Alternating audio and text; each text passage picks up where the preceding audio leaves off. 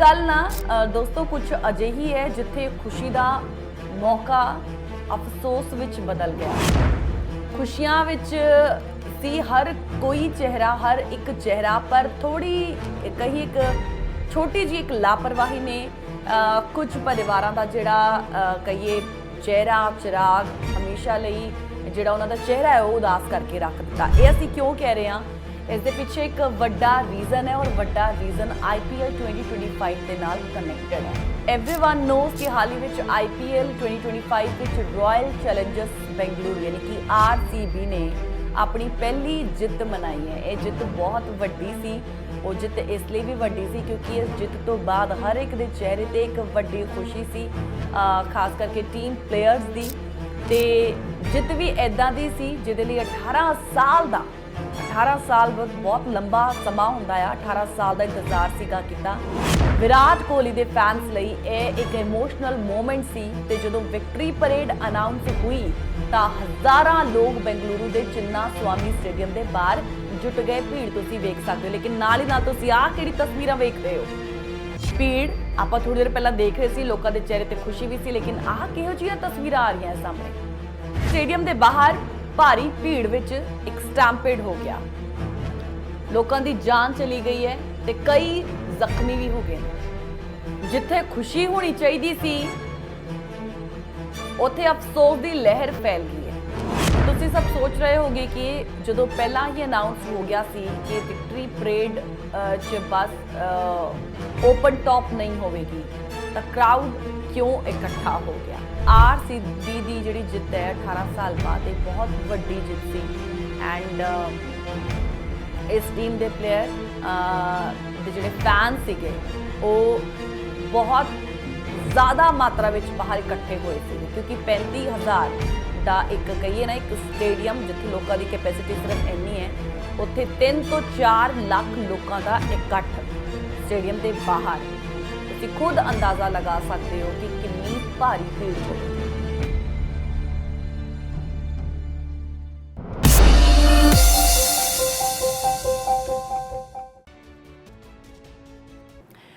सत श्री अकाल। जस पंजाबी देखते हुए सारे दर्शकों का मैं गीत उदे बहुत बहुत स्वागत करती हाँ जस पंजाबी दे इस बेहद खास शो जिहदा नाम है चाह ते चर्चा।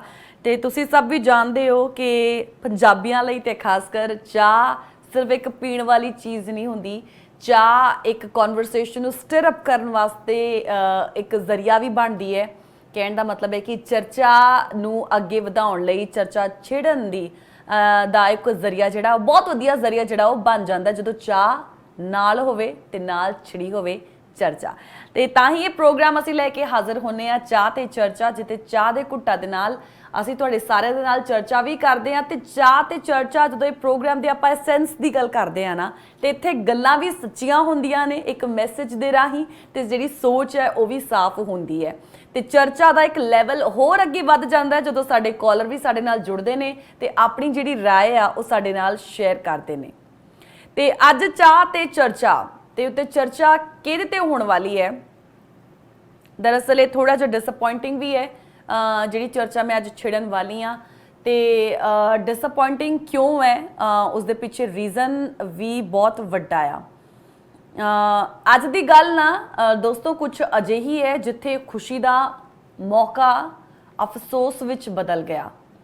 खुशियां विच सी हर कोई चेहरा, हर एक चेहरा, पर थोड़ी कही एक छोटी जी एक लापरवाही ने कुछ परिवारों का जिहड़ा कहिए चेहरा चिराग हमेशा लई जिहड़ा उन्हां दा चेहरा है वो उदास करके रख दिता। ये असीं क्यों कह रहे हैं?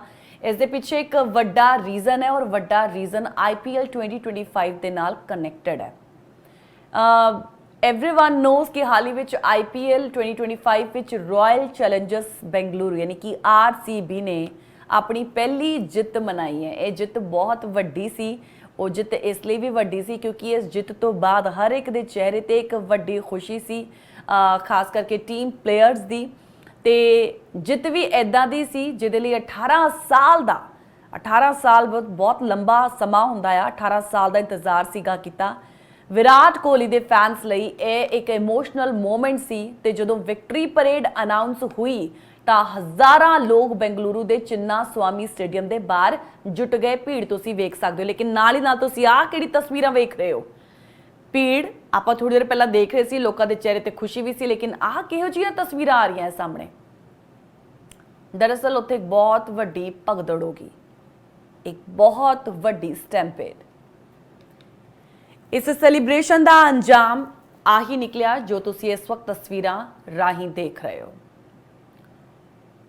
ਦਰਅਸਲ ਸਟੇਡੀਅਮ ਦੇ ਬਾਹਰ ਭਾਰੀ ਭੀੜ ਵਿੱਚ ਇੱਕ ਸਟੈਂਪੇਡ ਹੋ ਗਿਆ, ਲੋਕਾਂ ਦੀ ਜਾਨ ਚਲੀ ਗਈ ਹੈ ਤੇ ਕਈ ਜ਼ਖਮੀ ਵੀ ਹੋ ਗਏ ਨੇ।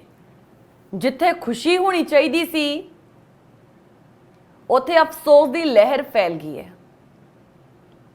ਤੇ ਸਵਾਲ ਇੱਕੋ ਉਠਾ ਰਹੇ ਨੇ ਲੋਕੀ, ਇੱਕੋ ਰੇਜ਼ ਕਰ ਰਹੇ ਨੇ ਕਿ ਅਸੀਂ ਫੈਸਟੀਵਲਸ, ਮੈਚਸ ਜਾਂ ਕੋਈ ਵੀ ਵੱਡਾ ਇਵੈਂਟ ਉਹਦੇ ਵਿੱਚ ਆਪਾਂ ਸੇਫਟੀ ਨੂੰ ਇੰਨਾ ਇਗਨੋਰ ਆਖਿਰ ਕਰਦੇ ਹੀ ਕਿਉਂ ਆ?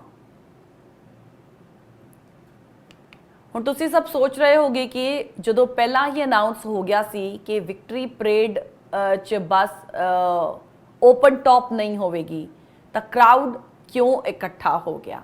ਪਹਿਲੀ ਗੱਲ ਤੇ ਇਹ ਹੈ ਕਿ ਆਈਪੀਐਲ ਵਰਗਾ ਇੱਕ ਬਹੁਤ ਵੱਡਾ ਇਵੈਂਟ ਥੋੜਾ ਲੰਬਾ ਸਮਾਂ ਚੱਲਦਾ ਆ ਤੇ ਜਦੋਂ ਫਾਈਨਲ ਮੈਚਸ ਆਉਣ ਵਾਲੇ ਹੁੰਦੇ ਨੇ ਤੇ ਇੱਕ ਟੀਮ ਦਾ ਜਿਹੜੀ ਜਿੱਤਣ ਵਾਲੀ ਹੁੰਦੀ ਹੈ, ਮਤਲਬ ਉਹਨੂੰ ਲੈ ਕੇ ਇੱਕ ਸਪੈਕੂਲੇਸ਼ਨਸ ਵੀ ਹੁੰਦੇ ਨੇ, ਕਈ ਇੱਕ ਕੁਝ ਅਜ਼ੰਪਸ਼ਨਸ ਵੀ ਲੋਕਾਂ ਨੇ ਪਾਲੀਆਂ ਹੁੰਦੀ ਨੇ ਕਿ ਇੱਕ ਟੀਮ ਜਿੱਤੇਗੀ ਤੇ ਉਹਦੇ ਲਈ ਇੱਕ ਸੈਲੀਬ੍ਰੇਸ਼ਨ ਦਾ ਜਿਹੜਾ ਮਾਹੌਲ ਹੈ ਨਾ ਉਹ ਪਹਿਲਾਂ ਹੀ ਬਣਨਾ ਸ਼ੁਰੂ ਹੋ ਜਾਂਦਾ ਹੈ।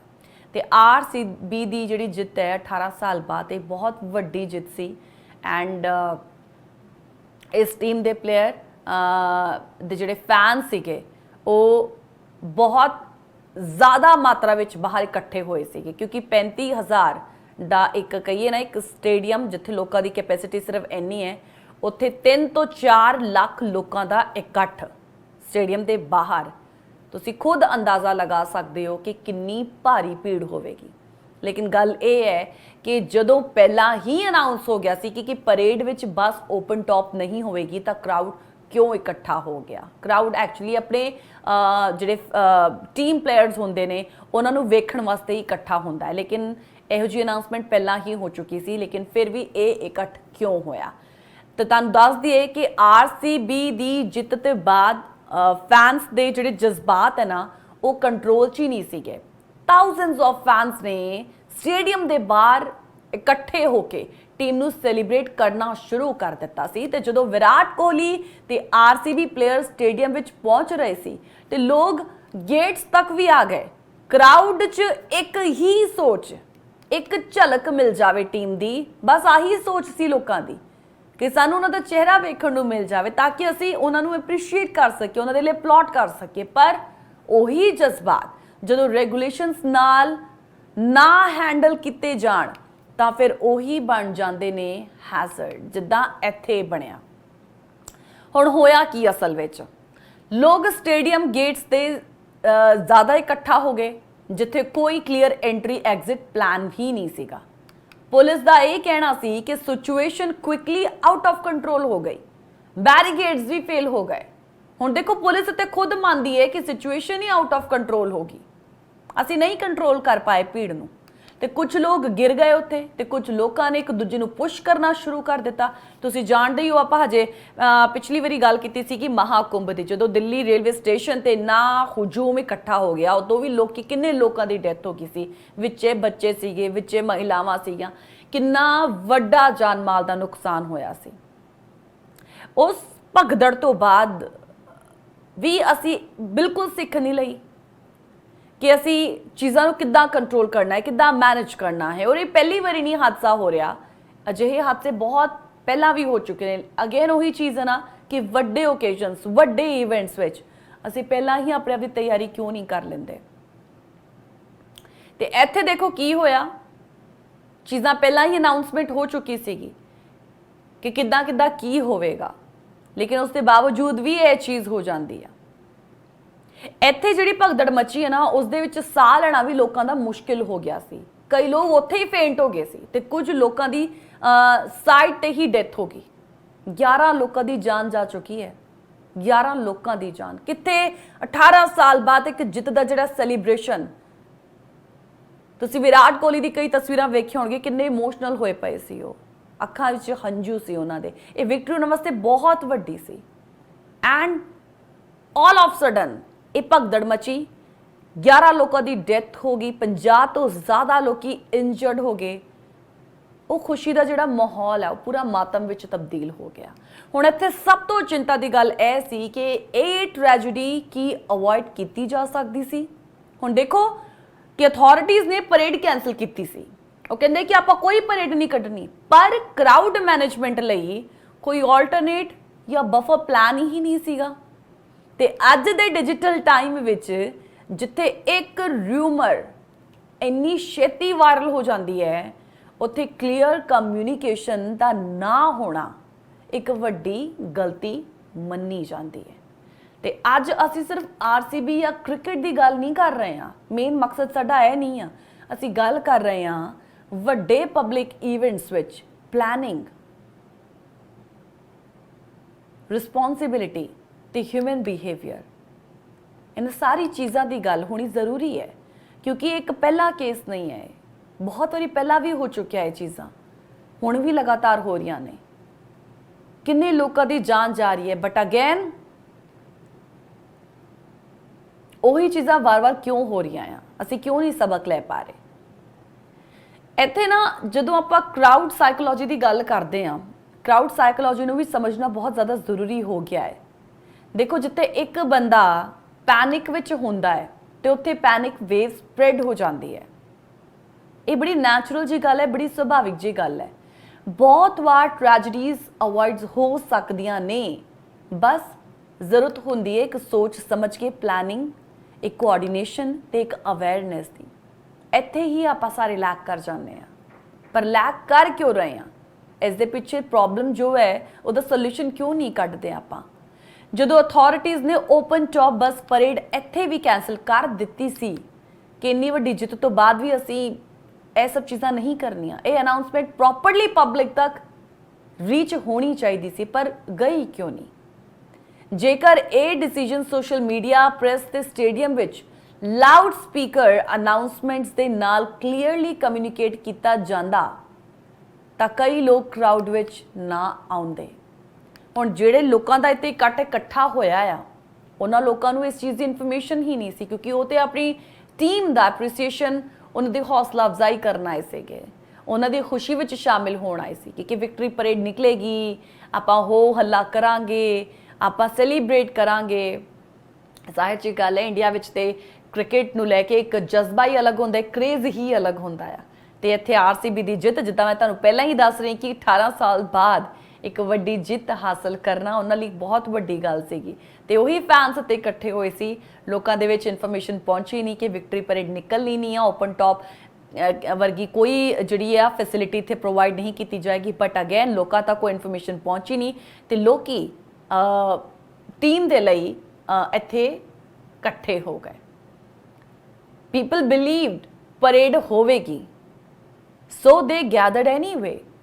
ਬਟ ਹੋਇਆ ਕਿ ਉਹ ਅਸੀਂ ਤੁਹਾਨੂੰ ਦੱਸਿਆ, ਸਟੇਡੀਅਮ ਦੇ ਬਾਹਰ ਕਿਸੇ ਵੀ ਐਂਟਰੀ ਐਗਜ਼ਿਟ ਦਾ ਪ੍ਰੋਪਰ ਕੰਟਰੋਲ ਹੀ ਨਹੀਂ ਸੀ। ਜਿੱਥੇ ਥਾਊਜ਼ੈਂਡਸ ਆਫ ਪੀਪਲ ਇਕੱਠੇ ਹੋ ਗਏ, ਉੱਥੇ ਨੈਰੋ ਐਕਸੈਸ ਪੁਆਇੰਟ ਨੇ ਇੰਨੀ ਵੱਡੀ ਪ੍ਰੋਬਲਮ ਵਧਾ ਦਿੱਤੀ ਕਿ 11 ਲੋਕਾਂ ਦੀ ਡੈਥ ਔਨ ਦਾ ਸਪੌਟ ਹੋ ਗਈ ਹੈ। ਸੋਚਿਆ ਵੀ ਨਹੀਂ ਸੀਗਾ। ਨਾ ਬੈਰੀਕੇਟਿੰਗ ਸਟਰੋਂਗ ਸੀ, ਨਾ ਫਲੋ ਰੈਗੂਲੇਟ ਕਰਨ ਵਾਲੇ ਵਾਲੰਟੀਅਰਸ, ਨਾ ਮਾਰਸ਼ਲਸ। ਜਿੰਨਾ ਵੱਡਾ ਇਵੈਂਟ ਹੋਏ ਉੱਥੇ ਟ੍ਰੇਨਡ ਕਰਾਊਡ ਮੈਨੇਜਮੈਂਟ ਟੀਮਸ ਦੀ ਪ੍ਰੈਜ਼ੈਂਸ ਜ਼ਰੂਰੀ ਹੋ ਜਾਂਦੀ ਹੈ, ਲੇਕਿਨ ਇੱਥੇ ਤੇ ਇਦਾਂ ਦੀ ਚੀਜ਼ਾਂ ਸਾਨੂੰ ਵੇਖਣ ਨੂੰ ਮਿਲੀਆਂ ਹੀ ਨਹੀਂ। ਹੁਣ ਦੇਖੋ, ਇਸ ਵੱਡੀ ਗੱਲ ਇਹ ਹੈ ਕਿ ਪੁਲਿਸ ਨੇ ਖੁਦ ਐਡਮਿਟ ਕਰ ਲਿਆ ਕਿ ਕਰਾਊਡ ਅਨਕੰਟਰੋਲੇਬਲ ਹੋ ਗਿਆ। ਮਤਲਬ ਜਾਂ ਤਾਂ ਇਨਸਫੀਸ਼ੀਐਂਟ ਫੋਰਸ ਸੀ ਜਾਂ ਪ੍ਰੋਪਰ ਟ੍ਰੇਨਿੰਗ ਹੀ ਨਹੀਂ ਸੀ ਤੇ ਲੋਕਾਂ ਵਿੱਚ ਪੇਸ਼ੈਂਸ ਦੀ ਕਮੀ ਇੱਕ ਦੂਜੀ ਗੱਲ, ਔਰ ਸੇਫਟੀ ਇਨਸਟਰਕਸ਼ਨਸ ਨੂੰ ਲਾਈਟਲੀ ਲੈਣਾ ਵੀ ਉਸ ਤੋਂ ਵੀ ਵੱਡੀ ਗੱਲ। ਤੇ ਇਮੋਸ਼ਨਲ ਮੂਮੈਂਟ ਵਿੱਚ ਲੋਕਾਂ ਨੂੰ ਰੈਗੂਲੇਟ ਕਰਨਾ ਔਖਾ ਹੁੰਦਾ ਹੀ ਹੈ, ਪਰ ਅਵੇਅਰਨੈਸ ਕੈਂਪੇਨ ਇਹਨਾਂ ਮੂਮੈਂਟਸ ਤੋਂ ਪਹਿਲਾਂ ਬਹੁਤ ਹੈਲਪ ਕਰ ਸਕਦੇ ਨੇ। ਆਰਸੀਬੀ ਦੀ ਜਿੱਤ ਯਾਨੀ ਕਿ ਰਾਇਲ ਚੈਲੰਜਰਸ ਬੈਂਗਲੁਰੂ ਦੀ ਜਿੱਤ ਜ਼ਰੂਰ ਯਾਦਗਾਰ ਸੀ ਹੈ, ਪਰ ਉਹ ਯਾਦ ਸਿਰਫ ਟਰੋਫੀ ਦੀ ਨਹੀਂ ਹੋਣੀ ਚਾਹੀਦੀ ਸੀ, ਨਾ ਕਿ ਉਸ ਟ੍ਰੈਜੇਡੀ ਦੀ। ਇਹ ਜਿਹੜੀ ਟ੍ਰੈਜੇਡੀ ਹੋਈ ਹੈ, ਤੁਸੀਂ ਇਸ ਤੇ ਆਪਣੇ ਵਿਚਾਰ ਜ਼ਾਹਿਰ ਕਰ ਸਕਦੇ ਹੋ ਤੇ ਸਾਨੂੰ ਕਾਲ ਕਰ ਸਕਦੇ ਹੋ ਟੀਵੀ ਸਕਰੀਨ ਤੇ ਲਿਖੇ ਨੰਬਰਾਂ ਤੇ ਤੁਸੀਂ ਕਾਲ ਕਰੋ ਤੇ ਆਪਣੀ ਰਾਏ ਸਾਡੇ ਨਾਲ ਸ਼ੇਅਰ ਕਰਿਓ। ਚਾਹ ਤੇ ਚਰਚਾ ਅੱਗੇ ਵੀ ਜਾਰੀ ਰਹੇਗੀ। ਫਿਲਹਾਲ ਆਪਾਂ ਇੱਕ ਛੋਟੇ ਜਿਹੇ ਬ੍ਰੇਕ ਲਈ ਰੁਕਾਂਗੇ, ਤੁਸੀਂ ਜੁੜੇ ਰਹਿਣਾ ਸਾਡੇ ਨਾਲ। ਬ੍ਰੇਕ ਤੋਂ ਬਾਅਦ ਜੀ ਇੱਕ ਵਾਰ ਫਿਰ ਤੁਹਾਡੇ ਸਾਰਿਆਂ ਦਾ ਸਵਾਗਤ ਕਰਦੇ ਹਾਂ ਤੇ ਚਾਹ ਦੇ ਨਾਲ ਸਾਡੀ ਚਰਚਾ ਜਾਰੀ ਹੈ ਤੇ ਕਾਲਰ ਸਾਡੇ ਨਾਲ ਜੁੜੇ ਹੋਏ ਨੇ। ਆਓ ਸਭ ਤੋਂ ਪਹਿਲਾਂ ਉਹਨਾਂ ਦੀ ਗੱਲ ਸੁਣ ਲੈਂਦੇ ਹਾਂ ਤੇ ਫਿਰ ਚਰਚਾ ਨਾਲ ਦੇ ਨਾਲ ਕਰਦੇ ਹਾਂ। ਤਾਂ ਤੁਸੀਂ ਵੀ ਸਾਡੇ ਨਾਲ ਜੁੜਿਓ ਤੇ ਆਪਣੀ ਰਾਏ ਸਾਡੇ ਨਾਲ ਜ਼ਰੂਰ ਸ਼ੇਅਰ ਕਰਿਓ ਜੀ। ਹੈਲੋ, ਸਤਿ ਸ਼੍ਰੀ ਅਕਾਲ ਸਰ। हाँ जी, सत श्री अकाल जी कीर्त जी, doctor Bajwa from Chicago. Thank you sir, thank you for calling us. किवें हो सर, तुसी ठीक हो? हाँ बिल्कुल बिल्कुल। ऑल राइट, ठीक है सर। तुसी सर सुनी ਲਈ ਹੋਣੀ ਹੈ ਤੇ ਚਰਚਾ ਆਪਾਂ ਕਰ ਕਿਸ ਤੇ ਰਹੇ ਹਾਂ ਸਟੈਂਪੇਡ ਤੇ, ਰਾਈਟ ਹੈ ਨਾ? ਤੇ ਮੈਂ ਤੇ ਸਰ ਜਿੱਥੇ ਤੱਕ ਸਮਝਦੀ ਹਾਂ ਕਿ ਲੋਕੀ ਇਮੋਸ਼ਨ ਚ ਆ ਜਾਂਦੇ ਨੇ ਤੇ ਆਰਗੇਨਾਈਜ਼ਰ ਵੀ ਤੇ ਸੇਫਟੀ ਇਸ਼ੂਜ਼ ਦੇ ਏਜੰਡੇ ਵਿੱਚ ਹੁੰਦਾ ਹੀ ਨਹੀਂ ਹੈ। ਤੁਸੀਂ ਕੀ ਸਮਝਦੇ ਹੋ ਸਰ? देखो जी, पहला तो मेरिया आई offer sincerest condolences to the bereaved families।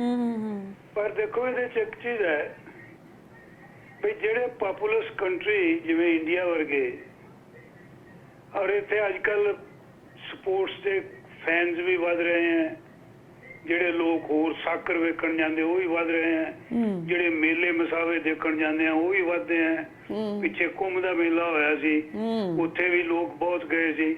ਇੱਕ ਉਹ ਬਿਹਾਰ 'ਚ ਐਕਸੀਡੈਂਟ ਹੋ ਗਿਆ ਸੀ, ਉਹ ਜਿਹੜਾ ਕੋਈ ਇੰਪਰੋਵਾਈਜ਼ ਪੁਲ ਸੀ ਉੱਤੇ ਲੋਕ ਬਹੁਤ ਚੜ ਗਏ ਸੀ ਜੀ। ਸੋ ਚੀਜ਼ ਹੈ ਵੀ ਕਿਤੇ ਨਾ ਕਿਤੇ ਉੱਥੇ ਉਸ ਹੁਣ ਸਮਾਜ ਨੂੰ ਵੀ ਨਾ ਕੁਝ ਸਮਝਣ ਦੀ ਲੋੜ ਹੈ, ਕਿਉਂਕਿ ਇਹ ਜਿਹੜੇ ਪੁਲਿਸ ਵਾਲੇ ਹੈ, ਦੇਖੋ ਨਾ ਪਹਿਲੀ ਚੀਜ਼ ਇਹਦੇ 'ਚ ਹੋਣੀ ਚਾਹੀਦੀ ਹੈ, ਇੱਥੇ ਵੀ ਪੜ੍ਹਾਇਆ ਜਾਂਦਾ ਹੈ।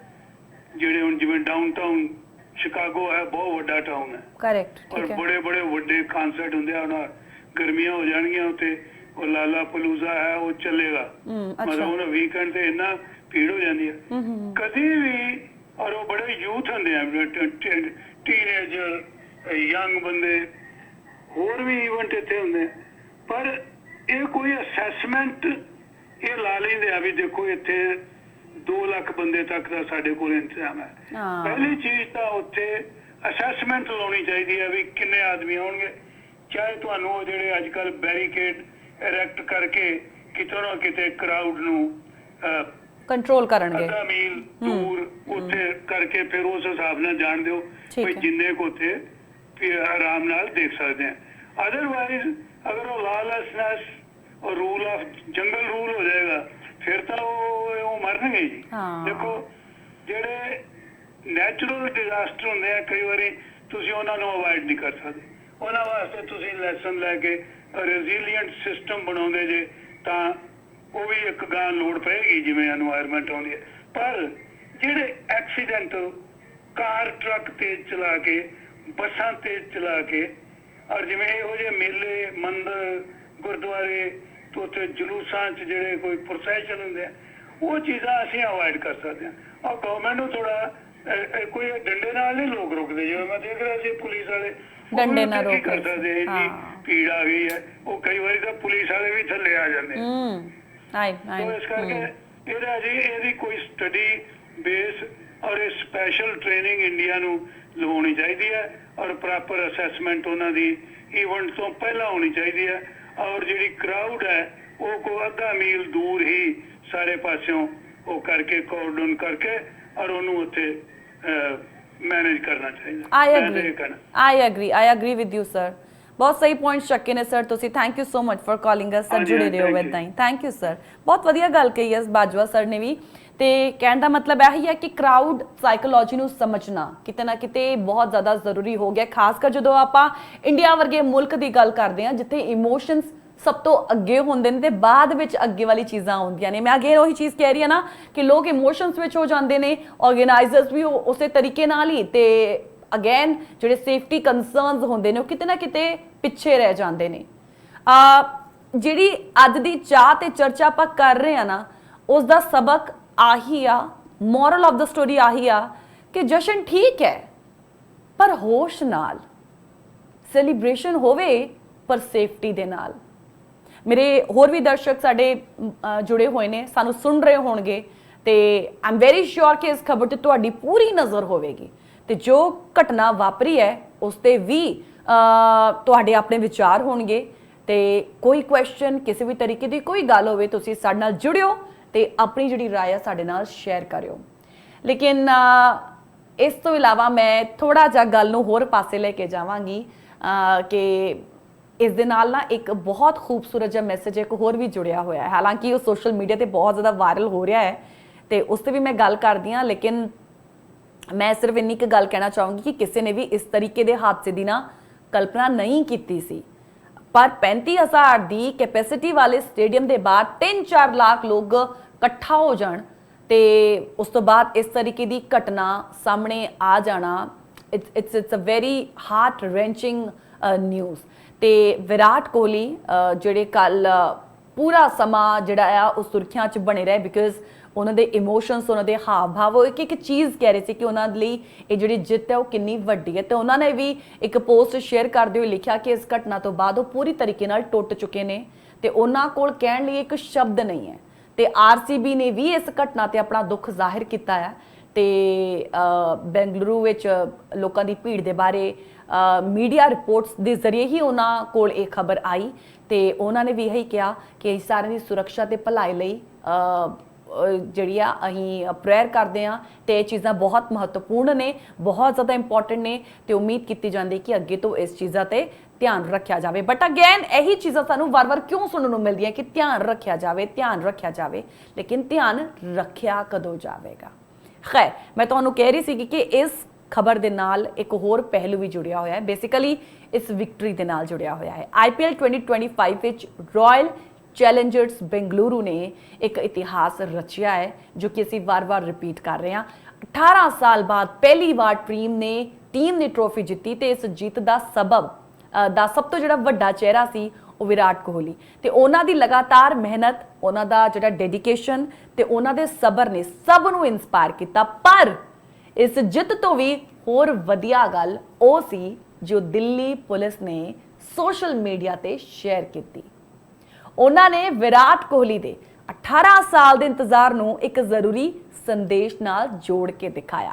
ਉਹਨਾਂ ਨੇ ਲਿਖਿਆ, ਮੈਂ ਤੁਹਾਨੂੰ ਪੋਸਟ ਦਿਖਾਣੀ ਹੈ ਉਹਨਾਂ ਦੀ, ਕੀ ਹੈ ਉਹਨਾਂ ਦੀ ਪੋਸਟ, ਤੁਸੀਂ ਵੀ ਦੇਖਿਓ ਜ਼ਰਾ ਉਹ ਕੀ ਕਹਿੰਦੇ ਨੇ ਪੋਸਟ ਵਿੱਚ ਕਿ ਦੇਖੋ 18 साल वेट किया और तुम अभी से कार बाइक चलाने के लिए जिद करते रहते हो पापा मम्मी से। ਤੇ ਇਸ ਤਰੀਕੇ ਦਾ ਵੀ ਇਹ ਪਹਿਲੇ ਵਾਲਾ ਆ। ਹਾਲਾਂਕਿ ਆ ਜਿਹੜੀ ਪੋਸਟ ਹੈ, ਹਾਲਾਂਕਿ ਇਹਦੀ ਕਹਾਣੀ ਵੀ ਮੈਂ ਤੁਹਾਨੂੰ ਦੱਸ ਦਾਂਗੀ ਬਾਅਦ ਵਿੱਚ। ਉਹ ਹੈਲਮਟ ਜਿਹੜੇ ਲੋਕੀ ਨਹੀਂ ਪਾਉਂਦੇ ਨੇ ਡਰਾਈਵ ਕਰਦੇ ਵਕਤ 2 ਵੀਲਰ, ਤੇ ਉਹਨਾਂ ਦੇ ਲਈ ਵੀ ਦਿੱਲੀ ਪੁਲਿਸ ਨੇ ਇੱਕ ਤਰੀਕੇ ਦਾ ਇੱਕ ਪੋਸਟ ਬਹੁਤ ਪਹਿਲਾਂ ਕੀਤਾ ਸੀਗਾ। ਲੇਕਿਨ ਆ ਜਿਹੜਾ ਰੀਸੈਂਟ ਪੋਸਟ ਹੈ 18 ਸਾਲ ਵੇਟ ਕੀਆ ਵਾਲਾ, ਇਹਦੀ ਕਹਾਣੀ ਮੈਂ ਤੁਹਾਨੂੰ ਦੱਸਦੀ ਹੈਗੀਆਂ ਤੇ ਲਿਖਿਆ ਕਿ ਉਹ ਤੇ ਮੈਂ ਤੁਹਾਨੂੰ ਦੱਸਤਾ। ਤੇ ਇਹ ਕੈਪਸ਼ਨ ਮਤਲਬ ਬਹੁਤ ਹੀ ਵਧੀਆ ਸੀਗਾ, मतलब विराट जीत के लिए पेशेंस जरूरी है।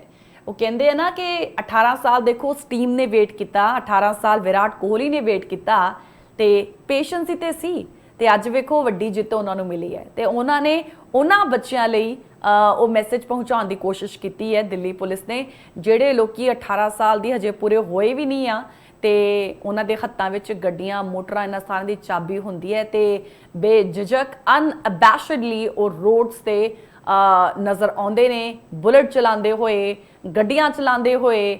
ਤੇ ਅਜਿਹੀ ਕਈ ਖਬਰਾਂ ਅਸੀਂ ਚਾਹ ਤੇ ਚਰਚਾ ਤੁਹਾਡੇ ਨਾਲ ਉੱਤੇ ਕੀਤੀ ਵੀ ਹੈ। ਤੇ ਇਹ ਪੋਸਟ ਸਿਰਫ ਨਾ ਕ੍ਰੀਏਟਿਵ ਨਹੀਂ ਸੀ, ਬਹੁਤ ਮੀਨਿੰਗਫੁਲ ਵੀ ਮੈਨੂੰ ਲੱਗਦਾ ਤੇ ਮੈਂ ਸੋਚਿਆ ਕਿਉਂ ਨਾ ਇਹ ਤੁਹਾਡੇ ਨਾਲ ਵੀ ਸ਼ੇਅਰ ਕੀਤਾ ਜਾਵੇ, ਕਿਉਂਕਿ ਅੱਜ ਦੀ ਜਨਰੇਸ਼ਨ ਨੂੰ ਸਭ ਕੁਝ ਇਨਸਟੈਂਟਲੀ ਚਾਹੀਦਾ ਹੁੰਦਾ ਆ ਤੇ ਚਾਹ ਵੀ ਤੁਰੰਤ, ਸਕਸੈਸ ਵੀ ਤੁਰੰਤ। ਪਰ ਦਿੱਲੀ ਪੁਲਿਸ ਨੇ ਇਸ ਪੋਸਟ ਦੇ ਰਾਹੀਂ ਪੇਸ਼ੈਂਸ ਦੀ ਇੰਪੋਰਟੈਂਸ ਸਾਨੂੰ ਸਮਝਾਈ ਹੈ ਤੇ ਉਹ ਇੰਪੋਰਟੈਂਸ ਹੈ ਕਿ ਕਿਸੇ ਵੀ ਚੀਜ਼ ਦੇ समय ਤੇ ਤਿਆਰੀ ਇਹ ਹੋਣੀ ਬਹੁਤ ਜ਼ਿਆਦਾ ਜ਼ਰੂਰਤ ਹੈ, ਅੱਜ ਦੇ ਟਾਈਮ ਦੇ ਲਈ ਬਹੁਤ ਜ਼ਿਆਦਾ ਜ਼ਰੂਰੀ ਹੈ। ਦਿੱਲੀ ਪੁਲਿਸ ਪਹਿਲਾਂ ਵੀ ਨਵੇਂ ਸਾਲ ਦੀ ਪਾਰਟੀ ਹੋ ਜਾਂ ਹੈਲਮਟ ਦੀ ਇੰਪੋਰਟੈਂਸ, ਹਰ ਮੈਸੇਜ ਨੂੰ ਇੱਕ ਇੰਟਰਸਟਿੰਗ ਤਰੀਕੇ ਦੇ ਨਾਲ ਸਾਹਮਣੇ ਲੈ ਕੇ ਆਈ। ਇਸ ਤੋਂ ਪਹਿਲਾਂ ਤੁਹਾਨੂੰ ਪੋਸਟ ਦਿਖਾ ਰਹੀ ਸੀ ਨਾ ਕਿ ਉਹ ਇੱਕ ਐਨੀਮੇਟਡ ਜਿਹਾ ਕੈਰੈਕਟਰ ਬਣਿਆ ਹੋਇਆ ਸੀ, ਫਨੀ ਜਿਹਾ, ਬੇਸਿਕਲੀ ਇੱਕ ਘੋਸਟ ਦਾ, ਫੀਮੇਲ ਘੋਸਟ ਦਾ, ਤੇ ਉਹਨੇ ਹੈਲਮਟ ਪਾਇਆ ਹੋਇਆ ਹੈ ਤੇ ਹੈਲਮਟ ਜਿਹੜੇ ਲੋਕੀ ਨਹੀਂ ਪਾਉਂਦੇ ਨੇ ਤੇ ਉਹਨਾਂ ਦੇ ਲਈ ਵੀ ਉਸ ਤਰੀਕੇ ਦਾ ਉਹ ਪੋਸਟ ਜਿਹੜਾ ਹੈ ਉਹ ਕੀਤਾ ਸੀਗਾ ਤੇ ਕੁਝ ਐਕਸੀਡੈਂਟ ਤੋਂ ਰਿਲੇਟਡ ਕੈਪਸ਼ਨ ਉਹਨਾਂ ਨੇ ਉਸ ਵਕਤ ਵੀ ਪਾਈ ਸੀ ਤੇ ਉਸ ਵਕਤ ਵੀ ਲੋਕਾਂ ਨੇ ਖੂਬ ਇਸ ਤੇ ਮੀਮਸ ਬਣਾਏ। ਬਟ ਲੋਕਾਂ ਨੇ ਇਹਨੂੰ ਸਰਾਇਆ ਵੀ ਬੜਾ। ਤੇ ਕੁੱਲ ਮਿਲਾ ਕੇ ਐਤਕੀ ਵਾਰੀ ਫਿਰ ਇਹ ਵਾਲਾ ਜਿਹੜਾ ਪੋਸਟ ਹੈ ਉਹ ਕੀਤਾ ਆ ਉਹਨਾਂ ਨੇ, ਤੇ RCB ਦੀ ਜਿੱਤ ਦੇ ਨਾਲ ਉਹ ਜਿਹੜਾ ਪੋਸਟ ਹੈ ਉਹ ਕਿਤੇ ਨਾ ਕਿਤੇ ਕਨੈਕਟਡ ਹੈ।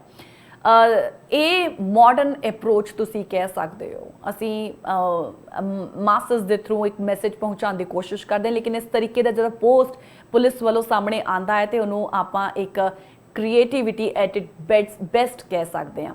ਇਹ ਮਾਡਰਨ ਅਪਰੋਚ ਹੈ ਤੇ ਇਸ ਦੇ ਨਾਲ ਉਹਨਾਂ ਨੇ ਸੇਫਟੀ ਅਵੇਅਰਨੈਸ ਨੂੰ ਯੂਥ ਤੱਕ ਪਹੁੰਚਾਉਣ ਦਾ ਇੱਕ ਬਹੁਤ ਹੀ ਸਹੀ ਤਰੀਕਾ ਚੁਣਿਆ ਹੈ। ਤੁਹਾਨੂੰ ਕੀ ਲੱਗਦਾ ਹੈ ਇਸ ਤਰੀਕੇ ਦਾ ਜਿਹੜਾ ਤਰੀਕਾ ਚੁਣਿਆ ਗਿਆ ਹੈ ਇਹ ਤੁਹਾਨੂੰ ਵਧੀਆ ਲੱਗਦਾ ਆ? ਤੇ ਇਸ ਦੇ ਨਾਲ ਕੀ ਕੋਈ ਪੋਜ਼ਿਟਿਵ ਆਊਟਕਮ ਨਿਕਲ ਸਕਦਾ ਹੈ? ਲੋਕੀ ਕੀ ਐਕਚੁਅਲੀ ਸਮਝ ਸਕਦੇ ਨੇ?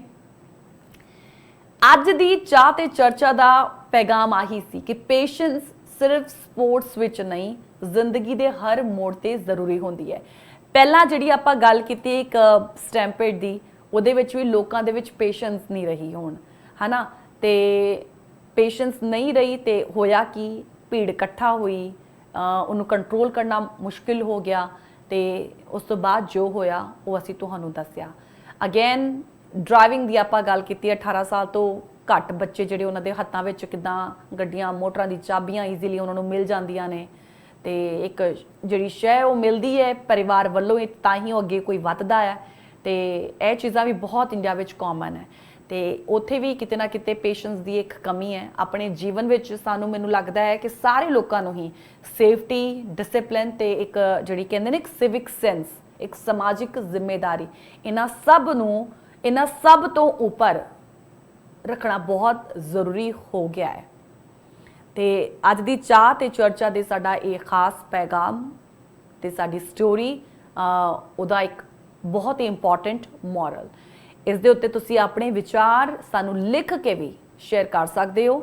ਤੇ ਉਹਦੇ ਲਈ ਤੁਹਾਨੂੰ ਕੀ ਕਰਨਾ ਆ, info@justbroadcasting.com ਜਾਂ ਫਿਰ ਇੱਕ ਹੋਰ email ID that is mine geet@justbroadcasting.com, ਉਸ ਤੇ ਆਪਣੇ ਵਿਚਾਰ ਸਾਡੇ ਨਾਲ ਤੁਸੀਂ ਸ਼ੇਅਰ ਕਰ ਸਕਦੇ ਹੋ। ਫਿਲਹਾਲ ਅੱਜ ਦੀ ਚਾਹ ਤੇ ਚਰਚਾ ਨੂੰ ਅਸੀਂ ਇੱਥੇ ਹੀ ਵਿਰਾਮ ਦਿੰਦੇ ਹਾਂ ਜੀ, ਤੇ ਕੱਲ ਫੇਰ ਨਵੀਂ ਚਰਚਾ ਤੁਹਾਡੇ ਸਾਰਿਆਂ ਨਾਲ ਛੇੜਾਂਗੇ। ਤੇ ਇਸ ਦੇ ਨਾਲ ਹੀ ਫਿਲਹਾਲ ਇਜਾਜ਼ਤ, ਸਤਿ ਸ਼੍ਰੀ ਅਕਾਲ ਐਂਡ ਰੱਬ ਰਾਖਾ ਜੀ।